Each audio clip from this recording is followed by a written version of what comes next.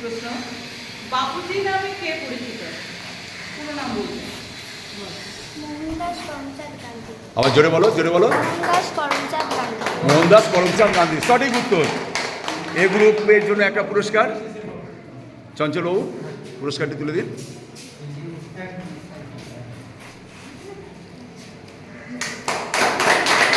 এবার B group. B group, তোমাদের জন্য আরেকটি প্রশ্ন, ভারত ছাড়ো আন্দোলন কবে হয়েছিল? বলো, আমি 1942 খ্রিস্টাব্দে। সঠিক উত্তর।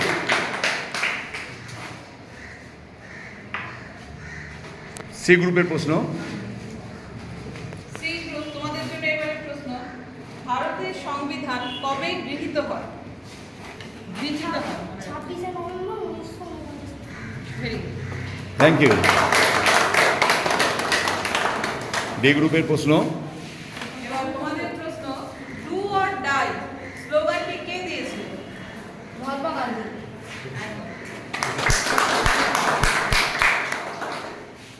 পঞ্চমী। তারপর ই গ্রুপ, তোমাদের জন্য প্রশ্ন, ইনকলাব জিন্দাবাদ স্লোগানটি কে দিয়েছিল? ভগৎ সিং।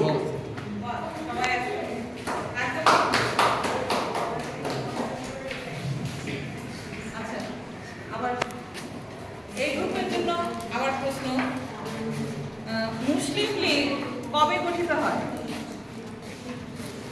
মুসলিম লীগ কবে গঠিত হয়? বলো, একজন দাঁড়িয়ে বলো। 1906। বাহ, তিনজন একসঙ্গে। সঠিক উত্তর, থ্যাংক ইউ।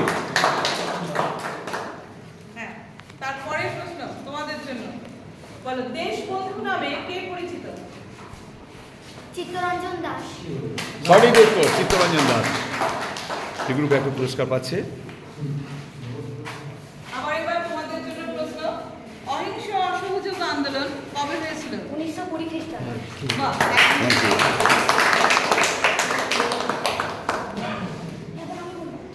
আচ্ছা, এবার তোমাদের প্রশ্ন, তোমরা বলো, সীমান্ত গান্ধী নামে কে পরিচিত?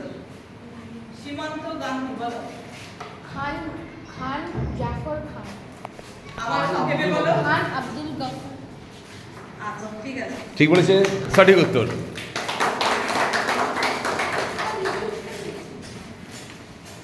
D group. আচ্ছা, তারপরে তোমাদের প্রশ্ন, আচ্ছা তোমরা বলো তো, জাতীয় পতাকায় যে অশোক চক্র কিসের প্রতীক? জাতীয় পতাকার যে গেরুয়া রং হচ্ছে ত্যাগের প্রতীক, সাদা রং শান্তির প্রতীক, সবুজ রং তারুণ্যের প্রতীক, আর অশোক চক্র প্রগতির প্রতীক। বাহ, বাহ, থ্যাংক ইউ।